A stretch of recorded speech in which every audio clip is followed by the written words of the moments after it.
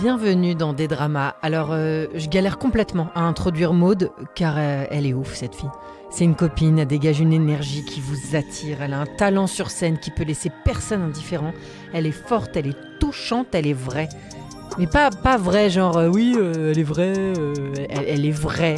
Tu passes du temps avec elle, ça ne ment pas, tu sais qui elle est vraiment. Voilà, moi j'adore ces personnes-là. Écoutez-la parler, elle est très drôle, même quand elle te raconte un truc qui fait chialer, elle parvient à être drôle. Welcome, je suis Edwina et voici Maude au micro de Des Dramas. Alors, donc je viens du nord de la France. Quand je suis née, mes parents ont divorcé tout de suite. Peut-être qu'ils m'ont regardé, ils ont fait « Oh waouh, ça va être trop compliqué !» Va savoir. Ensemble. En tout cas, tout ça pour dire que moi j'ai vécu avec ma mère et mon beau-père très rapidement, puisque ma mère a vite rencontré mon beau-père. Et puis mon beau-père, et bah alors voilà, rentrons dans le vif du sujet directement. Et vraiment, j'allais dire un truc hyper vulgaire, mais on va plutôt te dire On n'est pas là pour édulcorer, Maude. Non, on n'est pas là pour édulcorer. Une sorte de, un énorme pervers narcissique, une méchante personne, quoi. Ok. Vraiment un mec sans empathie. Pas gentil et qui sème un peu la terreur, quoi. Donc ça, c'était le climat de base. Ma mère, elle était plutôt stricte. Donc il y avait cette ambiance à la maison un petit peu compliquée. Et puis surtout quand il y a eu mon frère est né 2 ans après moi, là ça a vraiment scindé le truc parce que il avait un fils qui était son fils, donc du coup il y a eu de plus en plus d'injustices et de trucs pas cool. Avec seulement 2 ans d'écart. Avec seulement 2 ans d'écart, oui. Mais bon, moi j'ai toujours eu des très bonnes relations avec mon frère.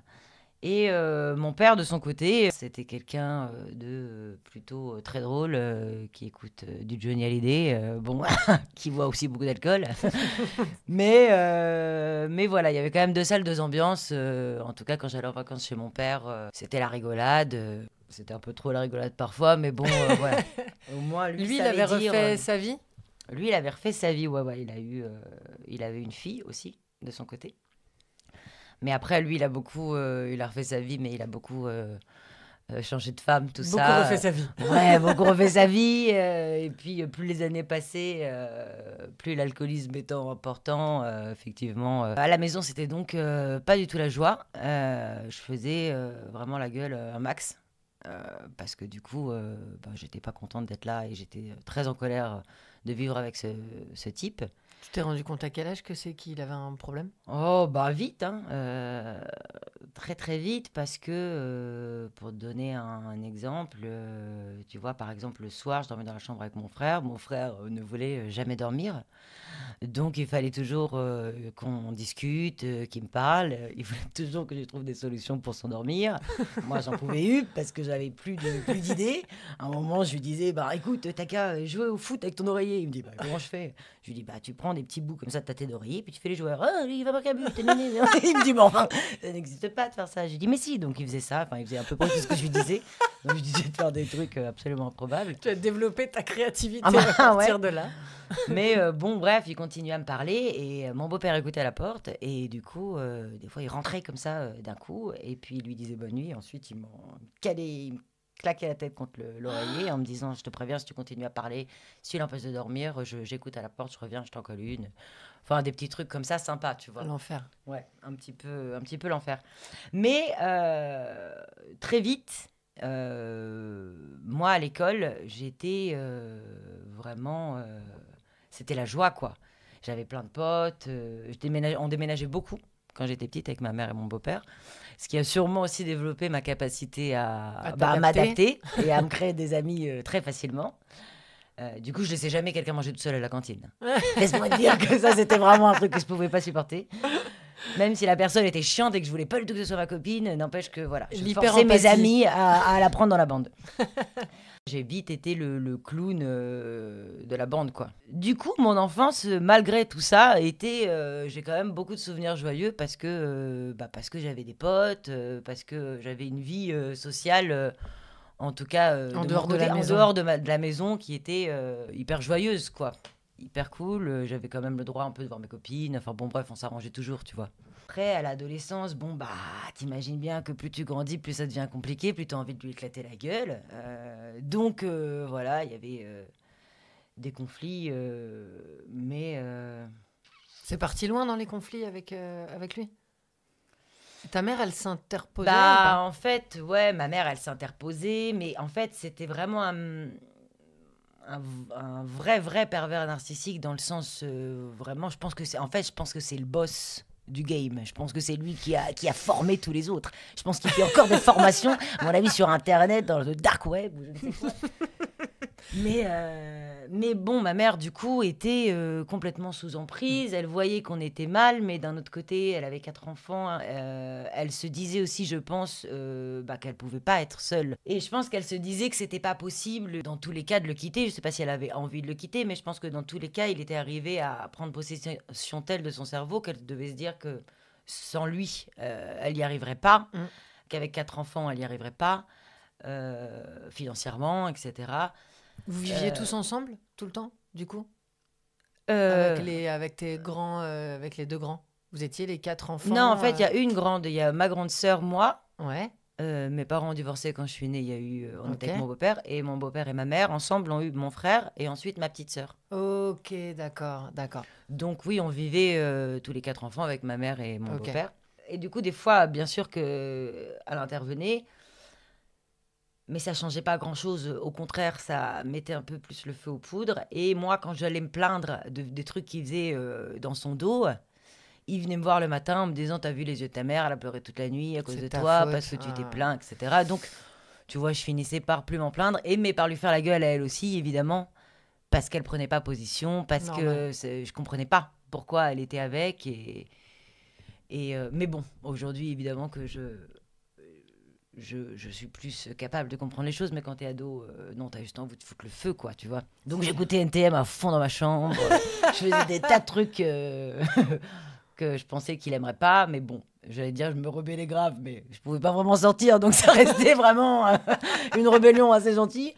Mais par exemple, il détestait qu'on s'habille en jogging ou des trucs comme ça, tu vois, tout le temps il disait racaille, des trucs comme ça.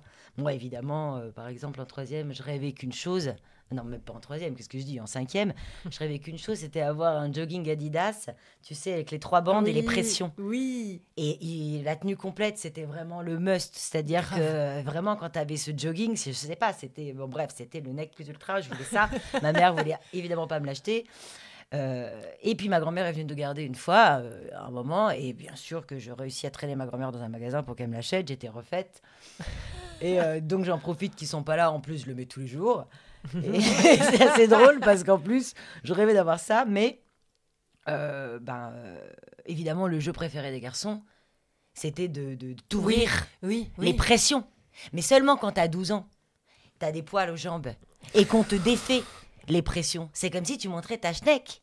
Vraiment, t'as l'impression, on voit ta C'est jambe poilue, clair. tu te sens à poil, t'as l'impression qu'on t'a baissé ton pantalon et enlevé ta culotte. Enfin, Mais c'est comme le Scott, faut demander à la grand-mère de mettre les points de couture. bah oui. Et du coup, bref, tout ça pour dire que c'était, je me suis sentie assez humiliée avec cette histoire de jogging et Mais pourtant grave. j'étais très fière de le mettre, tu vois. Donc voilà,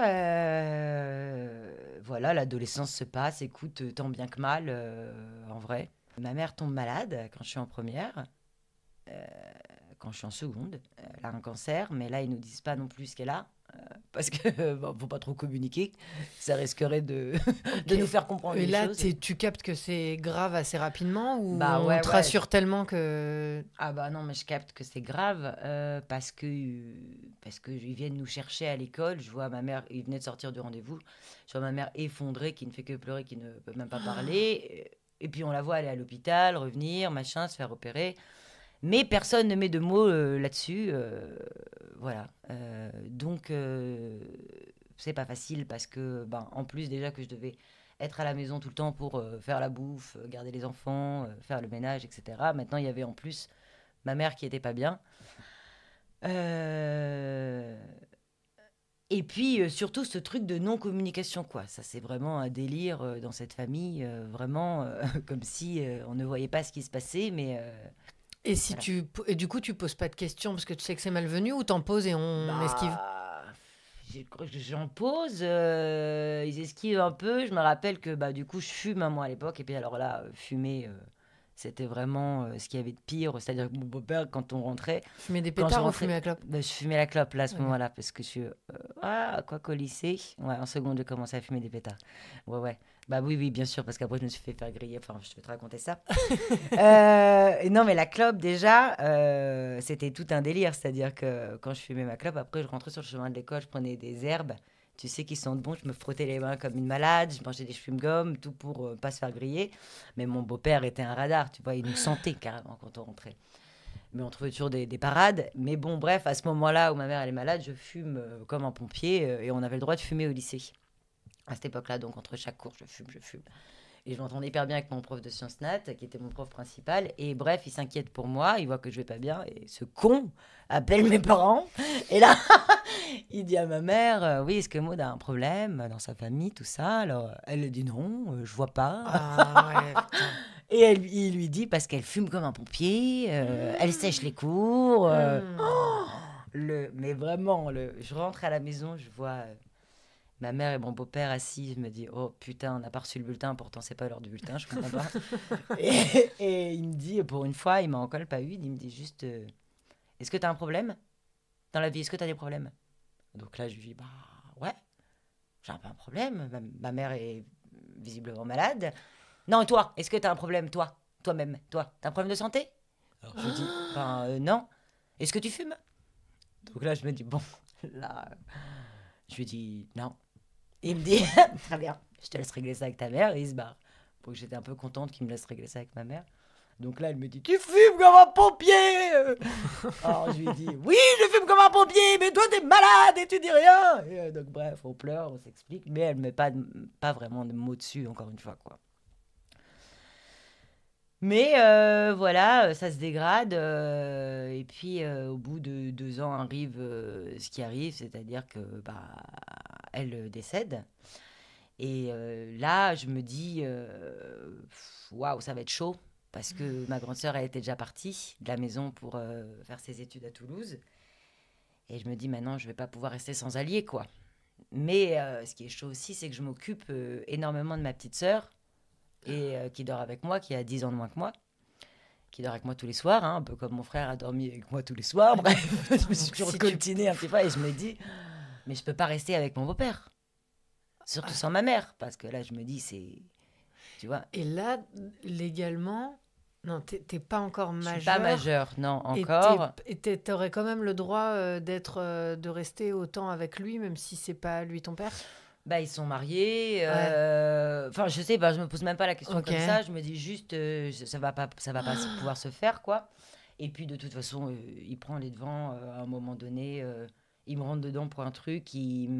On s'engueule très violemment. Donc, je lui balance des tas de trucs aussi horribles que j'ai envie de lui balancer depuis des années. Lui aussi, il m'en colle une. Là, mon frère arrive, parce que je suis très proche de mon frère depuis le début. Mon frère arrive, ils se battent parce que mon frère lui met un coup de poing. Donc là, il lui rend des coups de poing, c'est l'enfer. Et là, il me vire de la maison. Il me dit, tu prends tes affaires, tu dégages, je pars, je veux plus te voir quand je reviens. Et évidemment qu'il n'a pas eu 2 fois à me le dire. Finalement, j'attendais un petit peu ça, c'est vrai. Comme le Messie, parce que je savais pas comment m'extirper de cette situation. Et donc, je suis hyper triste parce que je dois laisser mon frère et ma sœur. Mais c'est ses enfants, je me dis qu'il les traite pas de la même façon non plus. Ouais. Et puis surtout, en fait, c'est ma survie à ce moment-là. Ouais, bien sûr. Et donc, je me tire. Je suis chez des potes de ma grande sœur au début qui me prêtent un appart et tout. Et après, très vite, mon grand-père du côté de ma mère me paye un appart pour que je puisse finir mon BTS à ce moment-là. Super. T'es dans quelle ville, là? Là, je suis à Nice. Ok. À ce moment-là, je suis à Nice. Et ton père est pas du tout à Nice? Ah non, non, alors mon père, là, il est déjà parti dans les méandres de sa life. C'est-à-dire qu'encore une fois, je l'aime beaucoup, mais mon père a jamais vraiment pris son rôle de père à cœur. D'ailleurs, tu vois, il n'a jamais demandé comment ça se passait à la maison. Il n'a jamais essayé de nous sortir de cette situation ou d'aller lui péter la gueule, parce que je lui ai déjà raconté des trucs. Il disait toujours je vais à la Nice, je vais lui péter la gueule. Tu vois, sur fond de Johnny Hallyday. Et puis en fait, il allait nulle part. J'ai un appart pour finir mes études, sachant que je suis en BTS Action Commerciale, parce que en fait. Ma mère meurt, donc là je me dis, bah Nick, moi je vais faire du théâtre, ma mère elle voulait que je fasse des études, là il n'y a plus personne qui peut me faire chier, parce que oui, évidemment que je suis très triste, évidemment que... Mais en fait j'ai même pas le temps d'être triste, puisqu'il y a cette histoire de beau-père, il faut que je fuis, donc j'ai pas le temps de réaliser même que je viens de perdre ma mère, tu vois. Enfin je suis dans les problèmes, je suis dans la survie quoi plutôt. Et puis il y a un truc aussi un peu libérateur que je ressens, qui est que bah, maintenant il n'y a plus personne qui va m'empêcher de faire ce que j'ai envie. Donc je me dis, je vais faire du théâtre.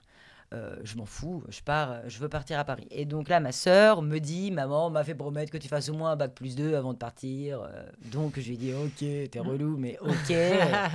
Tu joues la carte, maman m'a fait promettre. Maman m'a dit et juste donc, avant de partir. voilà, là, on est presque à la rentrée, je suis inscrite nulle part. Il reste plus qu'une place en BTS Action Commerciale, donc je m'y inscris. Évidemment, je ne vais pratiquement pas en cours dès 2 ans. Je filme des joints dans les coursives. Voilà, je passe je passe un peu ma best life à ce moment-là parce que j'ai un appart. J'habite toute seule. Je passe donc d'une vie où je ne peux pas sortir, où je ne peux rien faire, à la liberté totale et avoir son appartement. Donc, c'est le squat chez toi. C'est le squat chez moi. Je sors beaucoup. Oui, je fais un peu n'importe quoi. Mais bon, ça va. J'allais dire, je me mets pas en danger. Si. Clairement. On s'est tous mis en danger. Clairement, mais là, t'avais toutes les cases cochées pour se mettre bien en danger. Ouais. Mais non. Voilà, je vis un peu ma best life à ce moment-là. Et puis, donc, je fais ce BTS et ensuite, je me barre à Paris pour faire du théâtre. Donc là, t'as 20 ans. Exactement. Ok. Exactement, j'ai 20 ans.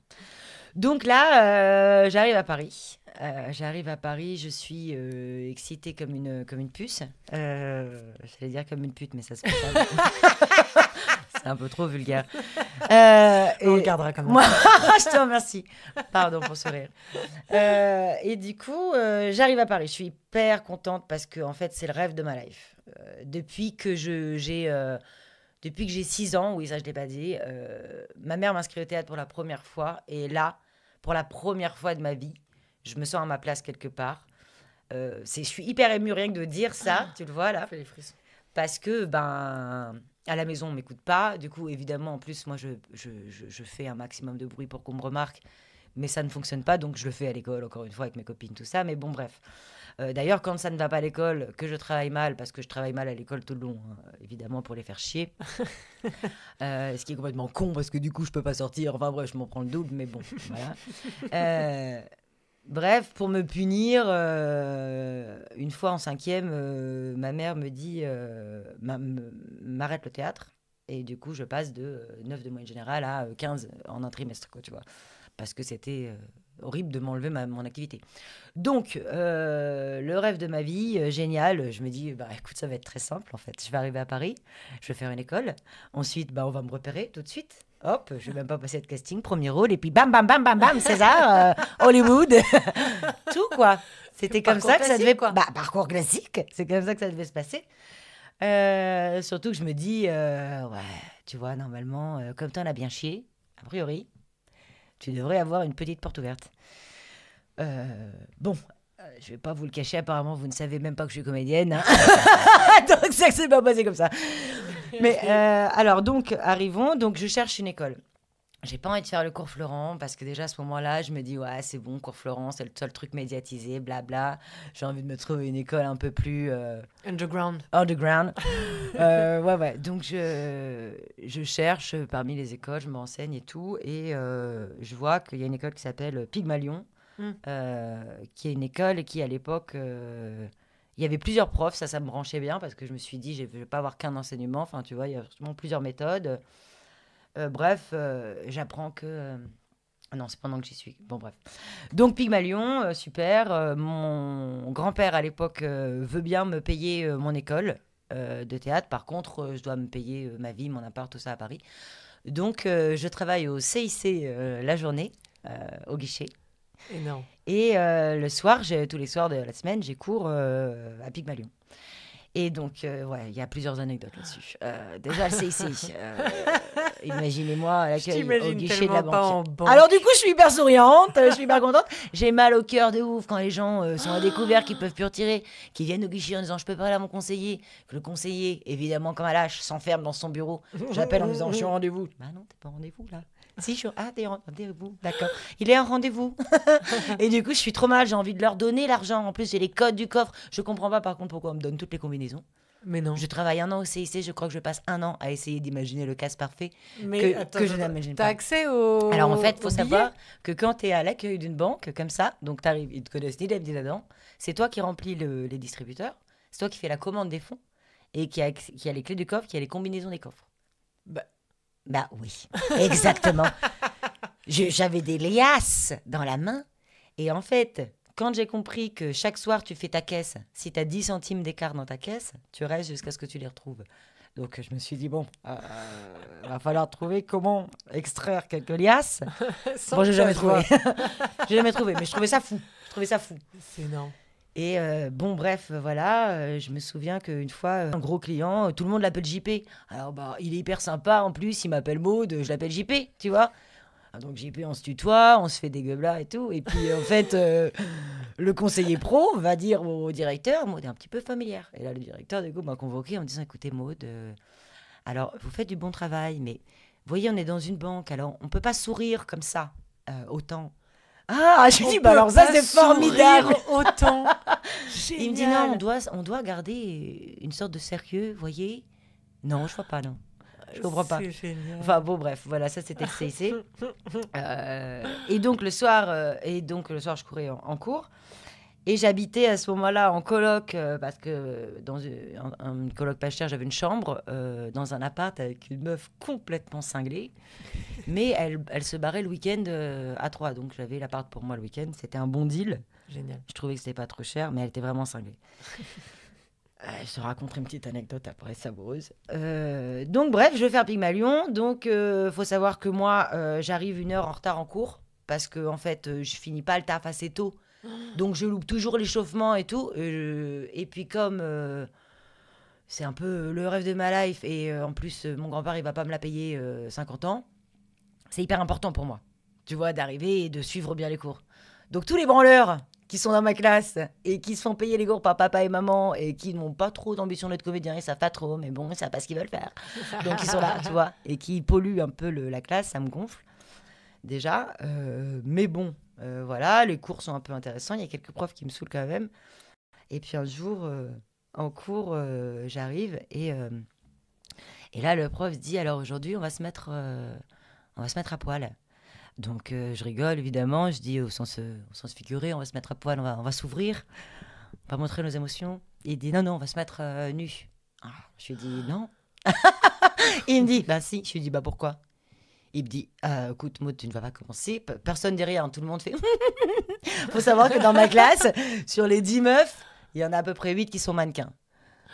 Je te parle même pas du fait du problème de se mettre à poil, je te parle aussi du fait qu'en plus les meufs sont presque hyper contentes de se mettre à poil. Tu vois ce que je veux dire? Pour montrer à quel point elles sont golax. Ouais. Moi à ce moment-là, je suis évidemment pas épilée, et puis même je vais pas me mettre à poil en fait. Je pense à ça, mais je me dis non en fait. Bon bref. Donc je lui dis non, il me dit écoute arrête, des fois vous ferez des films, si jamais vous faites des films et il se peut qu'il y ait des scènes nues, il faut que vous soyez à l'aise avec votre corps. Je lui dis mais je vois pas le rapport mec. Si je fais un film avec une scène de nu, j'aurais validé le truc, ce sera justifié dans l'histoire. C'est pas une surprise. C'est un personnage qui va le faire, ouais. Et puis encore une fois, il y aurait une raison à cette scène dans une histoire avec un personnage qui défend quelque chose. Là, juste, je vais pas me mettre à poil devant toi pour que tu trinces l'œil. C'est clair. Il me dit non, c'est pas ça le sujet. Enfin, arrête. Donc, il me dit de me taire. Et puis, il dit donc, vous allez passer un par un sur scène et vous devez faire un striptease comme si vous deviez faire un striptease devant des vieux dégueulasses. Ah bah, je lui dis impeccable l'exercice. Ah, en plus, ah oui. Parce impeccable. Que là, c'est même pas genre vous marchez tous sur le plateau. C'est ça. Mais bon, bref, moi déjà, ça bouillonne parce que je viens de passer une journée de fils-d'up. J'en peux plus. Je suis fatiguée, j'habite avec une folle. Je travaille à la banque. J'arrive 1 heure en retard pour qu'on me dise tu vas te foutre à poil. Je paye 500 balles par mois les cours. Non, mec, t'as pas compris. T'as pas compris les bails. Donc, tout le monde y va. Je me dis, c'est pas vrai qu'il n'y en a pas un qui se rebelle. Ils y vont, ils se mettent pas tous forcément à poil, mais ça finit forcément en sous-vêtements ou topless, quoi. Et les mecs, j'entends dire, oh putain, elle est bonne, oh, t'as vu son cul. Oh putain. Je suis là, non, mais je vais crever, Il a même pas briefé de, écoutez, il n'y a pas de commentaires, il n'y a pas de machin. Non, parce mais que c'est... il a dit, on n'est pas censé faire de commentaires, mais ils ont fait des commentaires, il était pas... Et puis lui aussi, il se rinçait l'œil. D'ailleurs, je lui ai... Bon, bref. Et donc là, vient mon tour, je suis la dernière, il me dit, vas-y. Je lui dis non, il me dit, vas-y, je vais sur le plateau, mais je suis vraiment très en colère. J'enlève mon pull et en fait, je dis non. Bah non, je le fais pas. Et je me mets à pleurer de colère, quoi, de fatigue, de colère, de tout. Et là, il arrive, il prend ma lame, il la met dans sa bouche et il me dit, tu n'as jamais été aussi belle dans la tristesse. Je lui dis, va te faire enculer. Je suis devenue ouf. Je lui ai dit, espèce de gros dégueulasse. Il lèche ta larme avec son doigt. Ah oui. Et il te dit, t'as jamais été aussi belle dans la colère, dans la tristesse, ouais. Et tu lui as dit, va te faire enculer. Ah ouais. Je lui ai dit, non, mais là, je lui ai tout balancé. C'est-à-dire que je lui ai hurlé dessus en lui disant, t'as pas compris que c'est ma vie. Moi, en fait, je suis pas là à me faire payer les cours par papa et maman. Je suis en galère, je suis là pour apprendre, je suis là pour devenir comédienne, je suis là pour devenir une actrice. Je suis pas là pour que tu te rinces l'œil et qu'après tu baises une des meufs. Ah, bah on va bien voir la semaine prochaine si tu n'es pas tapé une meuf du groupe. Et la preuve, il s'est tapé une meuf du groupe 2 semaines après. Mais non. Mais si. Bon, bref, donc je lui balance tout ça, je me tire en courant dans la rue, en pleurant. Là, le directeur me rattrape, je lui dis, va foutre. Je vais pas en cours après pendant 2 semaines parce que je suis outrée. Mais donc voilà, ça c'était un épisode Pygmalion, même si bien sûr que j'ai appris quand même, il y a eu des profs charmés et que j'ai appris des choses chouettes. Et après, t'as pu revenir dans la classe, tu t'es pas fait... non, pas du tout, au contraire, ils m'ont dit, on va même pas te compter tes 2 semaines de cours. Oui. Bah oui, évidemment que tu vas pas me les compter. Bon bref, voilà, ça c'était l'épisode Pygmalion. Et puis entre deux, ouais voilà, j'habite avec cette cinglée... qui est complètement perchée, tu vois, elle est un peu chelou, elle a pas du tout d'amis, cette fille. Elle parle comme ça et elle veut grave parler parce qu'elle a pas d'amis. Donc moi, la semaine, je rentre à minuit de Châtillon-Montrouge. Et en fait, elle adore fumer des pétards, mais elle sait pas rouler. Et elle sait que moi, je fume. Donc là, je rentre, je fais tout doucement en me disant pourvu qu'elle m'entende pas. Et dès qu'elle me voit pas, elle fait « Ah, salut, c'est là, je t'attendais, on se fume un petit pétard ?» Et moi, je suis là « Non, mais non, au début, j'ose pas parce que je suis gentille. Je me dis que j'ai envie, dans ma tête, j'ai envie de dire « Non, je vais me coucher. » Et puis, je lui dis « D'accord. » Et puis, bref, elle me raconte sa life. Enfin, bon, un moment, quand elle me propose quand même, elle me dit qu'il y a son mec qui va venir ce week-end et que elle aime bien explorer des choses et elle me demande si elle ne voudrait pas qu'on fasse un plan à 3. Là, j'ai dit « Non. » C'est trop, là. C'est et trop. avec cette voix avec cette voix. Après, je sais pas si ça te choque ou pas. Bah ouais, ça me choque. Ça me choque. Et en fait, ça se finit cette histoire de coloc où un jour, je rentre chez WAM et il y a 2 mecs balèzes que je connais pas qui sont en train de faire des cartons. Et donc, je dis, qu'est-ce que vous faites chez moi ? Ils disent, alors là, on est chez nous. En fait, la meuf louait cet appartement. Non. Et donc, elle me sous-louait une chambre pour la totalité du loyer. Je payais 500 €. Je pensais que c'était... 1000 € le loyer, ouais. C'était 500 € le loyer, en tout et pour tout. Et elle s'est barrée sans même m'envoyer un message pour me dire on s'est fait griller, il faut déménager. Donc j'arrive le vendredi soir, il faut que je sois partie le samedi. Et je devais donc passer la nuit avec 2 mecs que je connais pas qui vont dormir dans cet appartement. Enfin bon, bref. Je me suis débrouillée, encore une fois. J'ai fait un déménagement en taxi, j'ai été mettre mes affaires chez ma sœur qui habitait à Paris. Et ça s'est bien passé. Mais c'est vrai que maintenant que je te résume tout ça, je me dis qu'il y a quand même quelques embûches sur le parcours.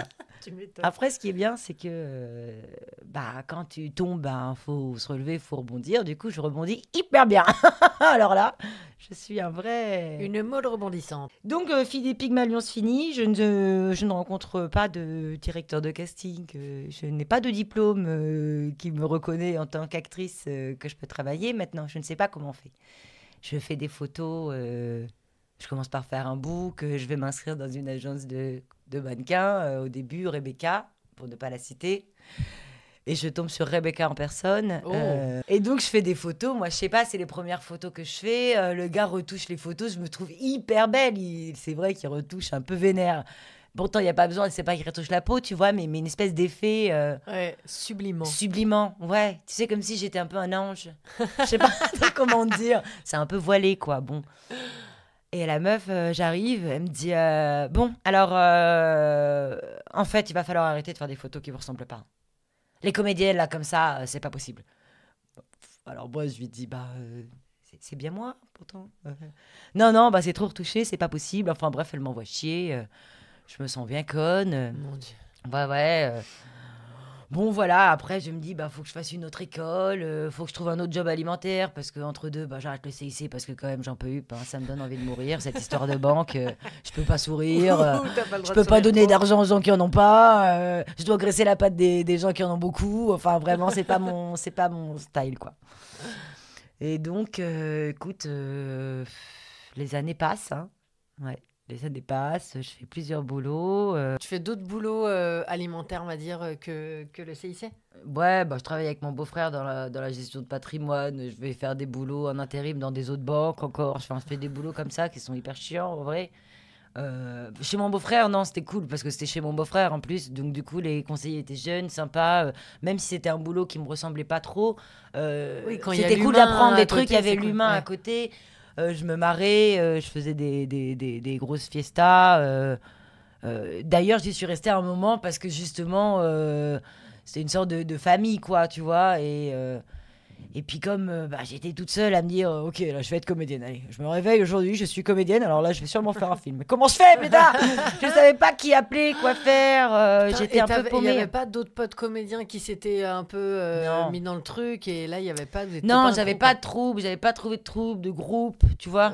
Ouais. Donc j'étais un peu solo et puis il faut savoir que je me noie assez facilement dans un verre d'eau, hein. Autant j'ai plein d'idées, mais Pour structurer et je mettre finis plan pas grand d'attaque, chose. ouais. Ouais, voilà. Tu vois, Et comment t'as atterri dans l'humour? Ah bah alors Enfin, ça, t'y as ouais, toujours ouais. été, mais Bah ouais. professionnellement. Bah ouais, c'est vrai que je m'étais jamais dit que j'allais faire ça, mais en fait, donc les années passent. Au bout d'un moment, je me dis, je vais arrêter de dire à tout le monde que je suis comédienne, alors que je joue pas en fait, je joue nulle part. Je prends des cours, mais je joue nulle part. C'est pas ça mon métier de base. Donc, si je veux continuer à le dire, il faut que je fasse quelque chose. Je me dis, bon, bah, faut que j'écrive. Ma seule manière d'y arriver, c'est d'écrire un spectacle. Et moi, j'imaginais un seul en scène très poignant, tu vois, style Cobert, quoi, tu vois. Donc, je me dis, pour écrire, ok, donc j'essaie d'écrire, évidemment, je n'y arrive pas, rien n'est assez bien. Donc, je trouve une annonce. À un moment, je regarde un site d'annonce de casting et de trucs comme ça. Ce que je fais jamais parce que je les trouve nuls. Parce que j'ai déjà répondu à une de ces annonces. Je me suis retrouvée dans une cave pour un court-métrage étudiant où le mec me dit t'es à l'aise avec la nudité? Je fais oh non, putain, on va pas repartir avec ça. Je dis, non, je vais pas me mettre à poil pour un film gratuit d'étudiant mal écrit. Non, clair. merci monsieur, je suis partie. Bon, C'est bref. clair. Donc là, je trouve une annonce qui dit 10 minutes pour convaincre. En fait, c'était un concours de talent. Voilà, fallait écrire 10 minutes. Et puis, il y avait plusieurs tours à ce concours. Et puis, à chaque fois, il y avait des gagnants. Et jusqu'à la finale. La finale étant 6 dates de spectacle au théâtre de Ménilmontant, une salle de Ok. 120 places, un truc Ah comme ça. ouais, ok. Mais je ne pense pas du tout à la finale. Je me dis juste, pour me bouger le cul, il faut que j'ai une date. Donc, je vais commencer par écrire 10 minutes. C'était juste l'objectif. Fallait que ce soit drôle. C'était un truc humoristique. Donc finalement, j'écris un sketch, évidemment 2 jours avant la date fatidique. Je passe le truc, je gagne à ce moment-là sur cette session. Donc je dois réécrire 10 minutes pour la session d'après. Ah, il fallait réécrire à chaque fois un nouveau sketch. Bah, idéalement. Après, il y en a qui pouvaient faire le même. Ce qui est con, c'est que si c'est les mêmes gens du public qui Ouais. reviennent, bon, t'as l'air con, quoi, tu vois. C'est ça. Donc moi je me suis dit je vais essayer d'écrire un nouveau truc. Donc j'écris un nouveau truc, je regarde le deuxième tour, je me Énorme. dis oula, on s'approche un petit peu de la finale quand même, il reste plus que 2 tours, mollo, j'ai pas de spectacle hein, les gamins.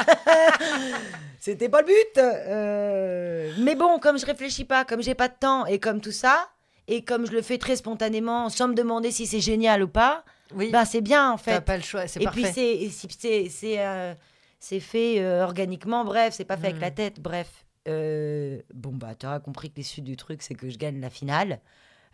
J'hallucine complet, en plus c'est très mignon parce que mes sœurs viennent évidemment à tous les tours. Et là elles sont devant, elles sont hyper stressées à la finale, on dirait vraiment qu'on est à The Voice ou sur un truc énorme. Et là elles disent Maud, elles se lèvent, elles font pardon, Trop mignon. elles crient comme des oufs, c'était trop mignon. Moi je suis hyper contente et 2 secondes après je me dis oh putain Je suis de dans la merde. Il me faut une J'ai heure pas de de spectacle, j'ai pas d'affiche, c'est dans un mois. Ah, c'était Et j'ai 6 dates à remplir. Enfin, il y a 1 mois et demi qui sépare la finale du truc. Et en fait, les gens avec qui j'étais... C'était encore il y a 5 ans. Peut-être, c'était Talent de mêler le montant. Et Ok. les gens avec qui je faisais, à qui je me retrouve en finale, c'est des gens qui avaient des spectacles, qui le faisaient en fait pour avoir des dates. C'est énorme. Donc en plus, il y en a qui font, ouais, enfin super, elle a gagné. Enfin bon, la meuf a pas du spectacle, je vois pas à quel moment elle va remplir 6 dates. Enfin, c'est n'importe quoi. Donc moi, j'étais là, ouais, c'est vrai en plus. C'est vrai, c'est n'importe quoi, mais je t'emmerde, du coup, je vais les remplir. C'est clair. Bah du coup, j'écris un spectacle en 1 mois et demi. Je sais pas trop comment faire. Je prends les 2 premiers sketchs que j'ai faits, j'en écris d'autres. J'essaie de trouver un truc qui Un relie. peu un fil conducteur sur le Voilà, essayer de trouver un fil conducteur, j'essaie de trouver qu'est-ce que je veux dire avec ça. Bon, je commence à avoir assez de sketchs. Bon, en tout cas, j'ai 1 heure et quart de spectacle. Je me dis, bah allez, va falloir y aller, sachant que du coup, j'en ai testé que 2, 3, et encore, il y en a un que j'ai pas mis dedans, quoi, tu vois. Et par contre, un truc magnifique et qui donne beaucoup d'espoir, qui donne beaucoup de joie et d'amour, c'est que bah finalement, au fur et à mesure là, de toutes ces années, de tout ce que j'ai vécu, ça a développé chez moi ben, vachement d'empathie, de joie, parce que de rire, de tout ça. Bon, bref, et du coup, je me rends compte que je suis vachement entourée, qu'il y a beaucoup de monde qui est avec moi, puisque ces 6 dates sont remplies. À la base, bah, au début, les 2 premières, Puis c'est pas rien. En que plus, de une gens salle que je de connais. 120 places, C'est-à-dire c'est un qu'en gros fait, truc. ça fait 10 ans que tout le monde m'entend dire je suis comédienne, que personne m'a vue sur scène. Et là, tout le monde est motivé et tout le monde a envie de me soutenir. Et je trouve que cet élan déjà d'amour est incroyable. C'est-à-dire que s'il me fallait un peu d'espoir pour continuer mon truc et me dire ça va aller, ben là, d'un coup, ça me pète à la gueule. Et je me Pour dis, l'estime waouh, de toi, c'est génial. fou là, de passer de je suis comédienne, j'ai rien. Ouais, et Ah, puis je t'as me ton dis, seul je en vais... scène. voilà, et puis je m'étais toujours dit, putain, si j'arrive à écrire un spectacle un jour, je serais hyper fière de moi. Bon, bah voilà, donc là, la première date, elle se fait. Je m'en souviendrai toute ma vie. Je pense que c'est vraiment ce que j'ai ressenti de plus fort sur scène jusqu'à maintenant. C'était vraiment un saut dans le vide, quoi. Et au début, j'étais dans un trac énorme parce que je suis très traqueuse en plus, moi. Et au moment donné où le premier rire rapidement retentit, je me lâche et là, je vole. Tout le long, je vole. C'est merveilleux. Je trouve ça génial. Les gens rigolent de ouf. C'est hyper émouvant à la fin et tout. Donc voilà, c'est trop bien, c'est trop beau. Je me dis super. Je me dis, bon, allez, pendant ces 6 dates, il faut inviter des pros. Il y a 6 dates seulement. Je cherche le nom de la meuf de Canal+, qui repère les talents. Je trouve son mail parce que je vois la dénomination de tous les mails de Canal. Je vois son nom de famille. Bon, bref, je lui écris, sachant pas si ça va lui arriver. Enfin, je lui écris. Je me dis, il faut faire un truc un peu accrocheur pour qu'elle vienne me voir, puisque je suis inconnue au bataillon. Et du coup, j'envoie un vocal dans ce mail avec la voix d'un de mes personnages, qui à ce moment-là est une petite Belge très innocente qui s'appelle Bertie, qui parle un petit peu comme ça. Et donc je l'invite au spectacle, comme ça, j'envoie un petit vocal. Et en fait, j'envoie juste le vocal. J'envoie pas de numéro de téléphone, j'envoie pas rien, j'envoie pas mon nom. Oups, c'est envoyé, hop, on a eu les droits. Et là, elle me répond par mail, très bien, mais est-ce que je pourrais avoir votre numéro de téléphone, votre nom, tout ça, quoi, vos coordonnées, quoi. Je lui dis, ouais, con, putain. Donc je réponds tout de suite, donc c'est ouf déjà qu'elle m'écrive, et elle me rappelle. Elle me dit, oui, alors voilà, je viens de googliser votre nom, je ne vois rien, pourtant vous avez 30 ans, qu'est-ce que vous avez fait jusqu'à maintenant? J'étais là. Ok, on y va direct. Bah, qu'est-ce que j'ai fait? J'ai fait 2, 3 raclettes, et quelques parties assez olé olé. Non, je sais pas quoi te dire. La vie, quoi, ma pauvre Christelle. Ça s'enchaîne, ces boules de neige. Mais j'avoue, professionnellement, j'ai pas fait grand-chose. Après, je me suis formée. Du coup, voilà, on va se dire qu'à 30 ans, j'ai la fraîcheur de quelqu'un qui a pas encore écumé les castings, avec l'expérience de quelqu'un qui a travaillé pendant 15 ans pour faire un show. Voilà. Elle me dit, bon bref, elle me dit, ok, je vais venir. Par contre, je vais pas vous attendre à la fin parce que j'ai pas le temps et ça ne voudra pas dire que j'ai pas aimé. Donc j'hallucine complet, la meuf vient à ma 4e date. Donc là,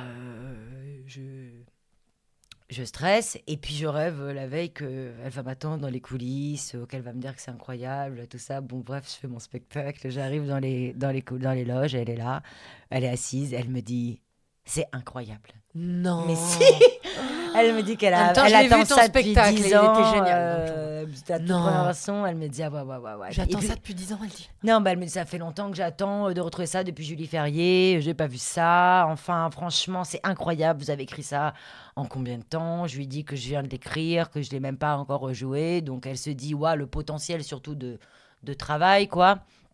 J'imagine. Enfin bon, elle me dit est-ce qu'on peut se voir? Est-ce que vous pouvez venir chez Canal, je sais pas, demain? Je dis je sais pas, ouais. Elle me dit 10h, ouais.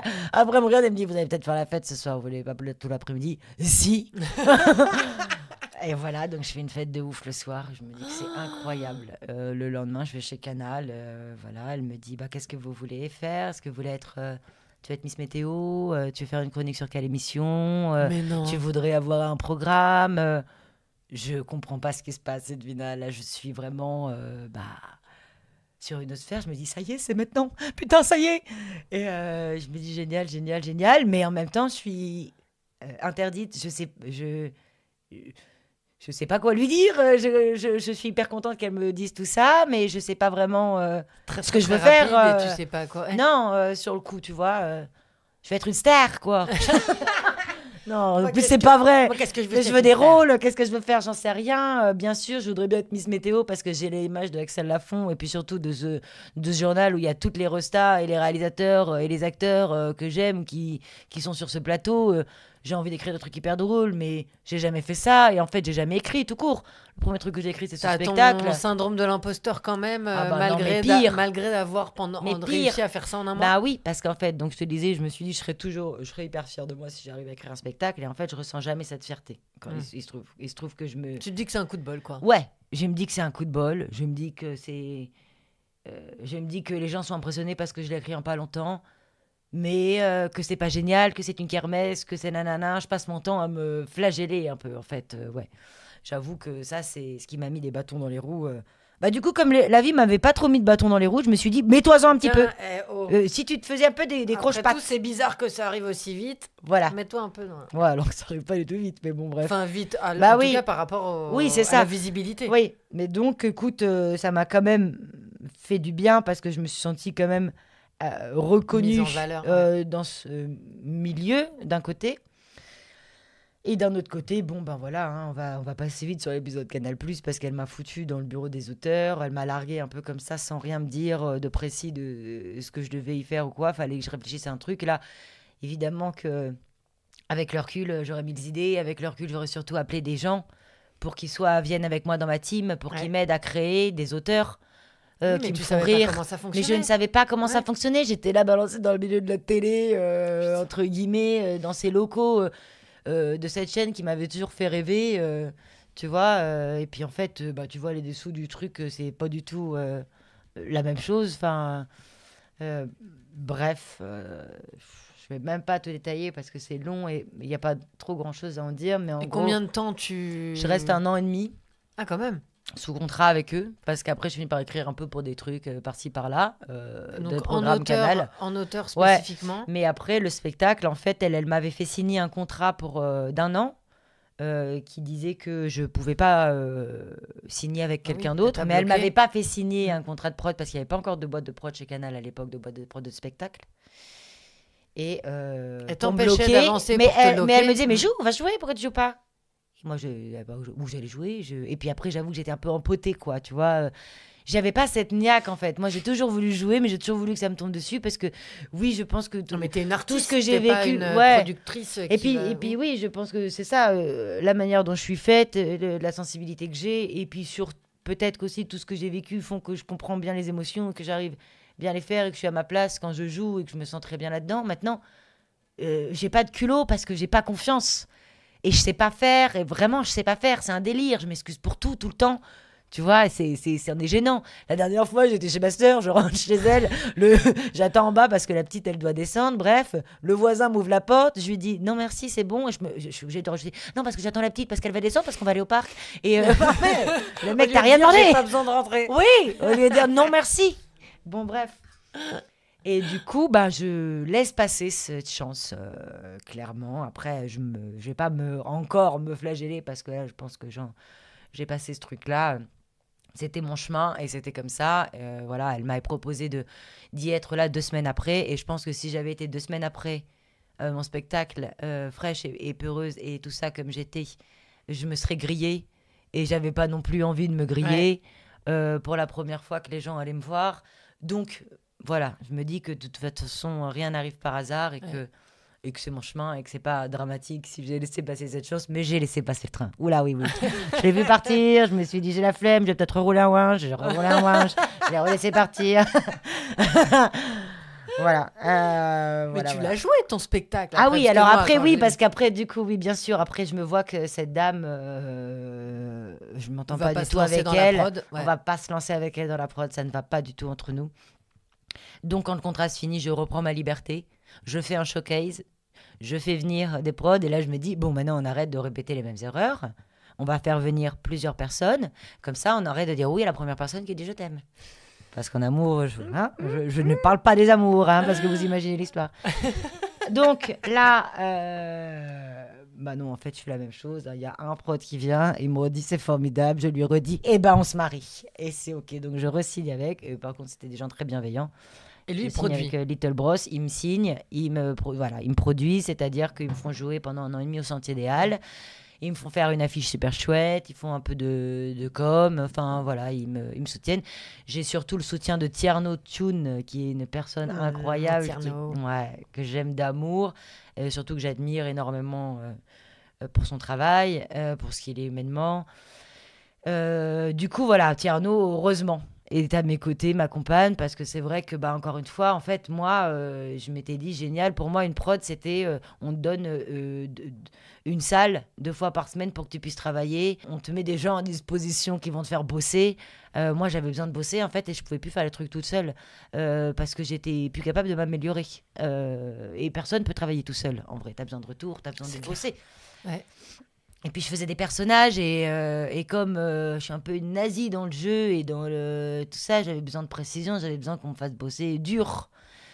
Et voilà. Et donc eux, bah, m'ont pas mis grand-chose à disposition et heureusement il y avait Tierno pour me faire bosser. Voilà. Après ça s'est terminé. Il y avait tu jouais essentiellement à Paris. T'allais pas, Je jouais tu jouais. essentiellement à Paris, ouais, et puis je pense qu'il aurait fallu retravailler mieux ce spectacle, etc. Et je pense que, encore une fois, j'étais dans ce truc-là de pas arriver à me satisfaire. Il se trouve aussi que, je vais être très honnête, c'était une expérience extrêmement enrichissante de faire un seul en scène humoristique, mais c'était quelque chose c'est pas ce que j'ai le plus aimé faire sur scène, c'est-à-dire qu'en fait, être seule sur scène pendant 1 heure et demie et devoir faire rire les gens, ça me provoquait des suées. C'est pas des suées, c'est des. J'étais C'est un mal, trac en énorme. fait, On se demande pourquoi on j'étais s'inflige plus ça. mal que bien.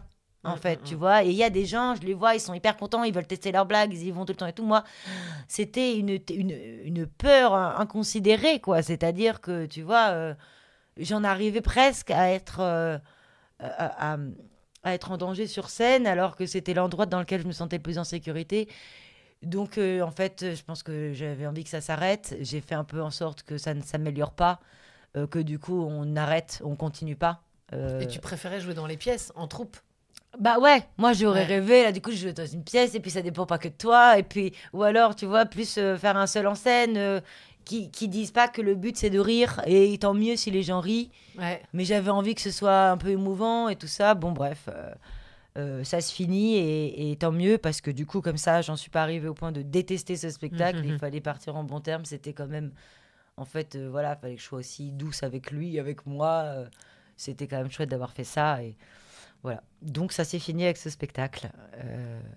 Mais donc le fait que j'ai été repérée par Canal, le fait que j'ai été produite et le fait de tout ça, bah, j'ai été intermittente du spectacle, j'ai su rentrer quand même un petit peu dans ce milieu, j'ai eu un agent, j'ai passé des castings, j'ai fait quelques projets par-ci par-là.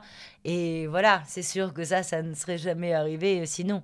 J'aurais pu passer la seconde, j'aurais pu faire des tas de choses, mais avec des... J'aurais pu, bon, voilà. Tu t'es quand même bien éclaté dans ton boulot. Mais je me suis très bien éclatée dans mon boulot. J'ai rencontré des gens formidables. Et voilà, c'était quand même très chouette. Chez Canal, il y a eu quand même plein de trucs très cool, tu vois. Et tu disais, est-ce que on parle pas du tout d'embûches sentimentaux parce que pas le Ah, sujet? Ou est-ce que tu veux... bah, c'est-à-dire que, waouh, quoi en dire? Est-ce que ce serait... Attends, je Donc, pense qu'on peut le découper, le mettre dans des dramas loose, celui-là. ouais. Le dupliquer. Oh, bah écoute, voilà. Donc du coup, des loups sentimentales comme ça, je peux t'en raconter à l'appel. C'est ce qui fait la joie de mes amis. Tout le monde attend mes débriefs de date. Et j'avoue que même moi, j'y prends un certain plaisir parce que je me disais, allez, sur quoi je vais tomber cette fois? Après, entre deux, bien sûr, qu'il y a des histoires très chouettes. Voilà. Et là, il n'y a plus de date du tout parce que, dans toute cette histoire, il y a encore quelque chose de fabuleux qui m'est arrivé.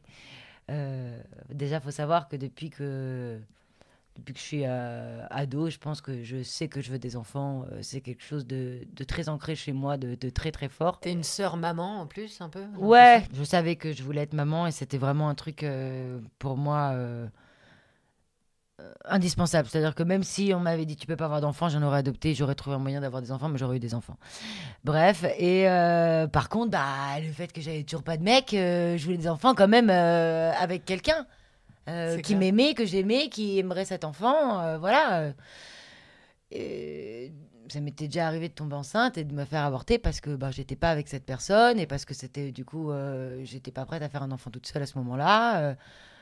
Voilà, bon bref, du coup je viens de vendre un peu la mèche. Il se trouve que en février 2022, Ouais. du coup, oui, c'est ça. Donc un soir, j'ai très envie de me brûler la gueule. Et ce soir-là, je dois aller dîner chez une copine. Bon, j'arrive, il se trouve qu'elle, elle n'a pas du tout envie de boire. Donc je repars un peu penaud à 21h30, un peu sur ma faim. Et là, un mec que je connais, bref, que j'ai connu avant, que j'aimais beaucoup, me dit qu'il est à côté de chez moi, me propose de boire un verre. J'hésite, mais bon, bref, j'y vais. J'hésite, j'y vais. Voilà, j'hésite, j'y vais. Et là, on boit un verre, deux verres, trois verres. Je lui dis que je rentre chez moi, il rentre avec moi. Je vais pas vous faire un dessin. On commence à se chauffer de ouf, machin. Je lui dis ah non, non, non, on va pas faire ça.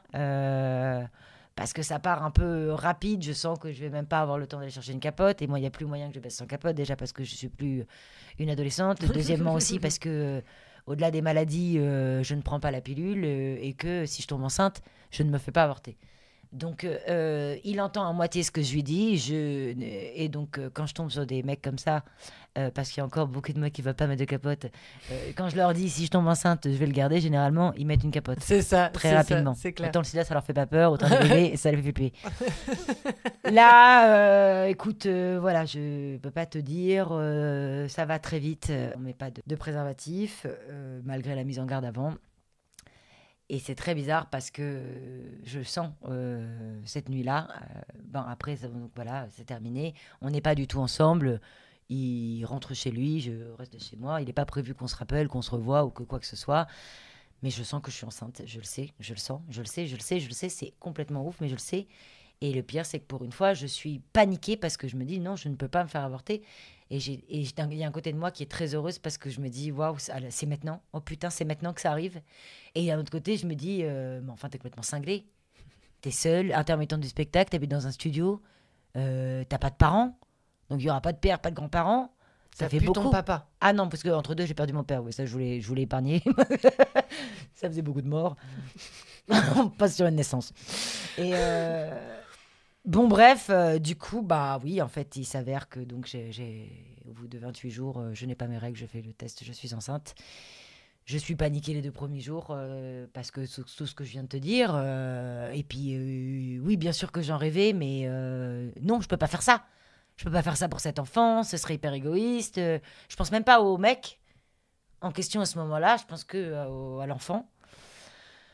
Et puis, en fait, bah, très rapidement, non, c'est pas possible. En fait, je peux pas me faire avorter parce que, en fait, là, je sens que c'est elle, que c'est maintenant, que c'est moi maintenant, que je vais être une maman formidable. Enfin, je sens que c'est elle parce que je sens que c'est une fille tout de suite et que C'est vrai aussi. ouais, et que c'est le bon moment. Et puis qu'en fait, tout le monde me rassure et ça c'est génial. Les seules personnes à qui j'en parle, qui sont mes meilleures amies, mes sœurs, me disent mes mots en fait. Déjà, premièrement, on est évidemment à fond avec toi, quoi que tu décides, et surtout, on s'en bat les couilles du matériel, tout ce qui est important. Enfin, tout ce qui est important évidemment, qu'il ne faut pas que tu tombes dehors, mais ce sera jamais le cas puisque tu es entouré et qu'on est là. Premièrement. Deuxièmement, tu t'es toujours débrouillée dans la vie et depuis que tu as 18 ans, tu t'assumes toute seule. Il n'y a pas de raison que tu n'y arrives pas.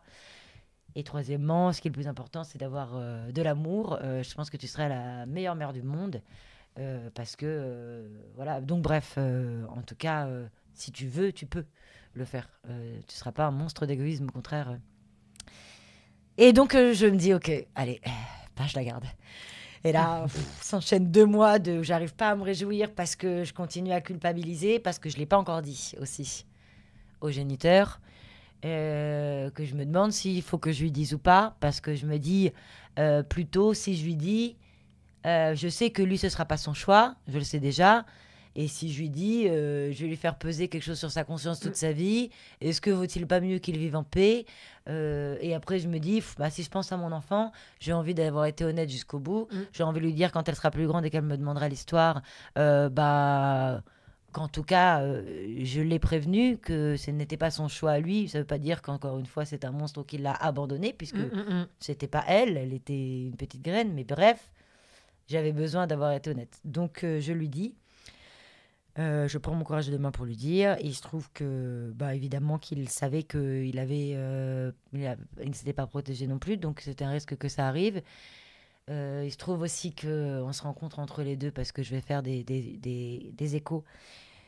Que j'ai beaucoup de fibromes. Quand je dis beaucoup de fibromes, c'est 19. 19, c'est un chiffre record. Personne, moi, gynéco, n'avais jamais vu ça. Ce qui veut dire qu'en fait, et j'ai de l'endométriose, ce qui veut dire qu'en fait, mes chances de tomber enceinte là étaient très faibles. Voilà, le truc est vite fait. Le mec comprend évidemment que j'ai 39 ans, que c'est ouf que je sois tombée enceinte, que je veux des enfants, que je peux pas me faire avorter, que je lui demande rien du tout, vraiment. Que je comprends, comme j'espère que lui va comprendre ma décision, que je comprends sa décision.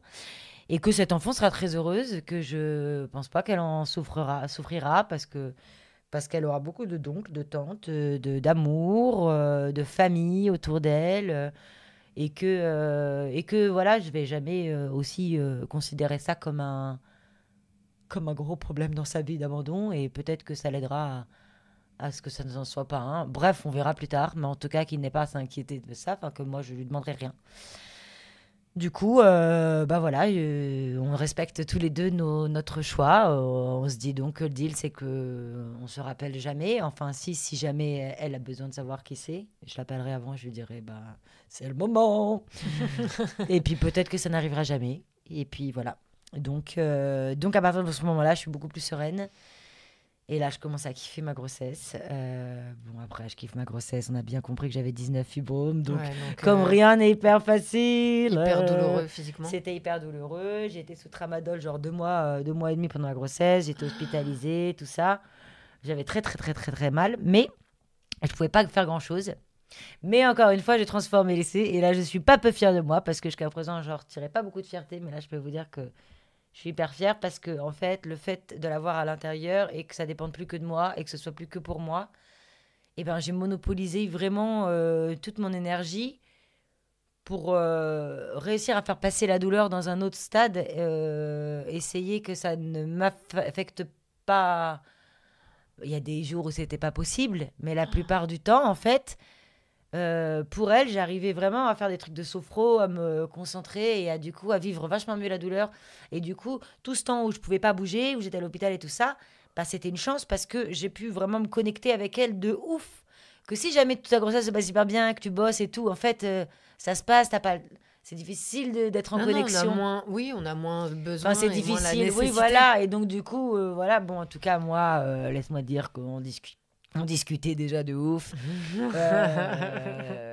Donc voilà. Parce que les fibromes, pour ceux qui savent, là, 19 fibromes, t'avais quelque chose de la taille d'un bébé. Ouais, la taille d'un autre bébé. En fait, Ouais. elle était entourée de grosses boules noires qui faisaient entre 2 et 8 centimètres, quoi, Qu'il tu ne vois. pouvait pas t'enlever avant l'accouchement. Bah non, bien sûr, qui ne pouvaient pas m'enlever pendant l'accouchement non plus. C'est une opération qu'ils m'ont fait après l'accouchement, 2 mois après.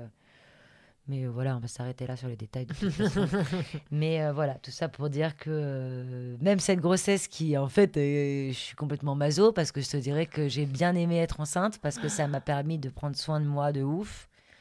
Pour une bonne raison, ce que j'arrivais pas à faire avant. Et puis surtout, la finalité, c'est que j'ai une enfant qui est absolument incroyable, qu'on forme un duo de choc et que bah, c'est l'amour, quoi. C'est la rigolade, c'est la joie. Alors oui, c'est pas facile d'être tout seul, mais d'un autre côté, c'est génial aussi. Personne m'a fait chier pour le prénom et je l'ai gratiné. Je veux dire qu'elle s'appelle Max Alabama Liberté. Voilà. Si j'avais été en couple, c'est sûr qu'ils m'auraient C'est sûr squeezé qu'ils le auraient pas Liberté, pu le accepter. Alabama. Max à la Euh, baba liberté. voilà. j'adore. Voilà. Donc, écoute, voilà. C'est comme tout le quotidien de maman, c'est forcément fatigant. Mais voilà. C'est incroyable. Et aujourd'hui, je J'ai suis assisté à cette une mère. complicité. Ouais. J'ai vu ça. Elle rayonne, elle a le smile de fou. Je lui ai donné son premier fou rire. Exactement. Ouais. Ouais, je suis témoin. Elle a ri aux éclats pour la première fois avec toi. J'étais assez jalouse. J'avais un peu le seum. Tu l'avais fait rire en te faisant une couette sur la tête. Du coup, pendant 2 semaines, je me baladais avec une couette sur la tête. En bougeant la tête, ça ne l'a pas refait. J'étais dégoûtée. Mais sinon, ouais, mon objectif de tous les jours, c'est de la faire rire aux éclats au moins une fois. Je peux vous dire qu'on se tape des bonnes barres. Voilà. Voilà. Merci Maud, c'est un témoignage de fou. Franchement, c'est incroyable et de voir comme tu, je sais pas, comme tu rayonnes, comme tu respires le dédrama dans tout le temps et à chaque fois je te demandais comment ça allait, je savais que tu étais en train de vivre des souffrances physiques, mais tu étais mais c'est bon, mais c'est génial, non mais ça va aller, non mais ça va aller. Donc ton job au quotidien depuis toujours, c'est de dédramatiser et de pas vouloir embêter les autres avec tes problèmes. Donc tu vas à la fois pas mentir, mais tu vas juste derrière contrebalancer. C'est bon, mais sinon, ouais, sinon, ouh. Et du coup, et c'est fou. Et ouais, énergie de dingue. Je sais pas si t'as d'autres choses que t'as pas dit ou de messages que tu veux envoyer. Le truc, c'est que oui, déjà merci beaucoup pour tout ce que tu viens de dire. Après, c'est vrai que pendant un moment, c'était une sorte de masque pour pas trop souffrir. Et aujourd'hui, avec la maturité et puis et tout ce qui s'est passé, il y a un truc qui m'apaise vachement pour de vrai. C'est que même quand je vis un truc difficile, je le sais au fond de moi que déjà, je sais que je vais pas sombrer, puisque ma vie a prouvé que après, c'est pas une question d'être plus forte ou pas plus forte, c'est juste qu'il y en a qui choisissent la vie chaque fois, et d'autres qui n'y arrivent pas. Il se trouve que j'ai remarqué que j'étais de ce bord-là.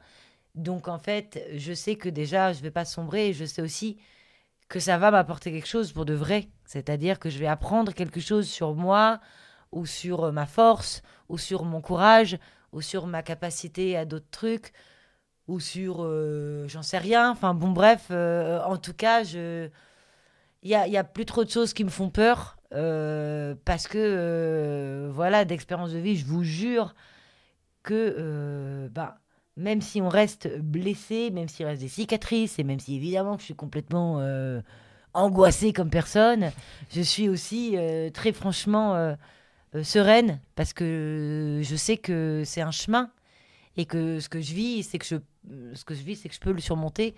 Et voilà, même quand on est dans le dur, en vrai, il faut essayer de rester dans le présent et se dire que ça va passer. Ça va forcément passer. Et, je vais pas dire la vie est belle, parce que franchement, la vie elle est chaude. Parfois c'est vraiment c'est dur. vraiment une pute, Mais voilà, je pense que oui. Il y a qu'une chose qui est très importante, c'est de se focaliser sur ce qu'on est en train de vivre là, maintenant. Voilà, c'est le seul message que je veux faire passer. C'est le seul qui me permet de relativiser, de pas me laisser emporter par mes démons du passé, ou de qu'est-ce que j'ai pas encore créé dans l'avenir, et pourquoi, et que je suis en retard, et stop. En fait, déjà, je viens de créer un autre humain, c'est chambé. C'est clair. Donc voilà, se féliciter et arriver à rester dans l'instant présent un maximum.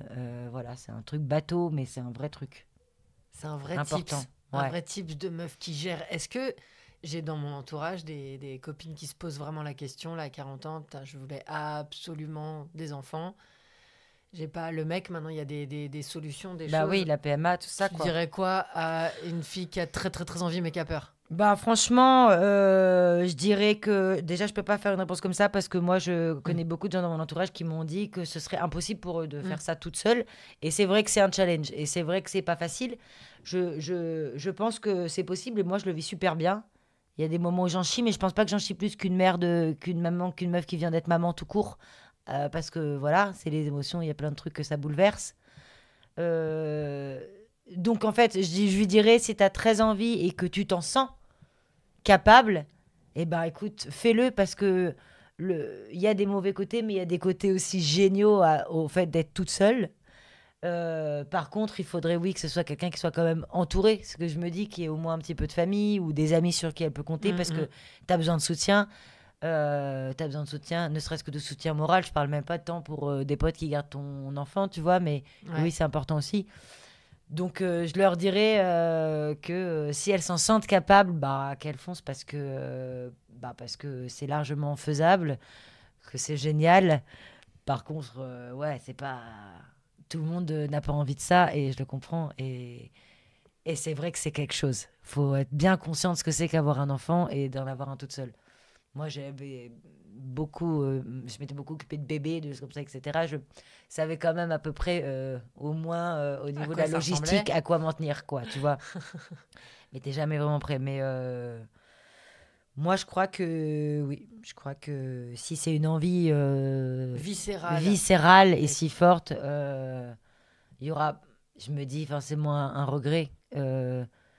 Mais bon, c'est con, tu vois, même ce que je te dis là, en fait, je peux pas leur donner de conseils. C'est juste que si elles s'en sentent capables, ouais, faut le faire parce que c'est pas si chaud. Je connais pas beaucoup de gens quand même qui, après avoir une enfant, disent franchement, je regrette, j'aurais préféré qu'il n'existe pas. C'est ça, tu vois. C'est ça. Ouais, c'est ça, exactement. En fait, c'est juste qu'il faut être honnête avec soi-même et se dire, est-ce que je suis capable de le faire tout seul ? Parce que oui. Est-ce que moi, ça va pas me rendre triste d'être seule ? Oui, c'est ça. Et est-ce que ça va pas me rendre triste qu'il n'y ait pas de père, qu'il n'y ait pas de... Parce que moi, je suis pas non plus dans la recherche d'un père pour elle. Tu vois, là, si je rencontre un mec, charmé, que ce soit l'amour, que ce soit machin, évidemment, qu'il passera bien sur le grill. Ce qui est bien, c'est que t'as pas eu cette habitude à être tout le temps en couple, à devoir être accroché à un mec, à compter sur un mec. Déjà, il y a ce truc où tu avais cette habitude d'être indépendante et à savoir... ouais, ma mère, pour le coup, avec son histoire, elle m'a dit qu'une chose dans sa life, c'est, je vais te dire, sois indépendante des mecs. Elle a bien réussi, du coup, je ne peux pas mettre en couple. C'est quand je suis vierge du couple, je trouve ça cool. C'est clair. Tu vois, quand ça va m'arriver, tout à découvrir. Ça risque d'être chaud, je vous le dis, parce que je suis déjà bien relou. Envoyez Maud au 8 22 22. Tu cherches une femme chaude de ta région ? Non, je rigole, je suis pas chaude du tout. Je suis pas chaude du tout, les gars. Sauf après 2 bouteilles. Bref, mais comme j'ai plus l'occasion de boire, je ne suis plus chaude. Bref, on n'est pas là pour ça, ce sera dans un autre podcast. Voilà. Maud, merci mille fois. Merci mille fois à toi. Merci, Tina. Je t'aime. Moi aussi. Enfin. Et voilà, alors Maud c'est quand même une ambassadrice de dingue pour des dramas. Et vous l'aurez compris, son dada à cette fille, c'est l'humilité. Alors on n'a pas parlé du coup dans ce podcast de ses prochains projets professionnels, mais je vous invite à suivre Maud Givert. Vous la retrouverez évidemment sur notre Instagram, mais aussi dans le podcast des dramas Loose. Un peu plus léger, quoique. Et là-dedans, elle est exceptionnellement drôle, encore une fois. N'hésitez pas à parler de ce podcast autour de vous et à très vite.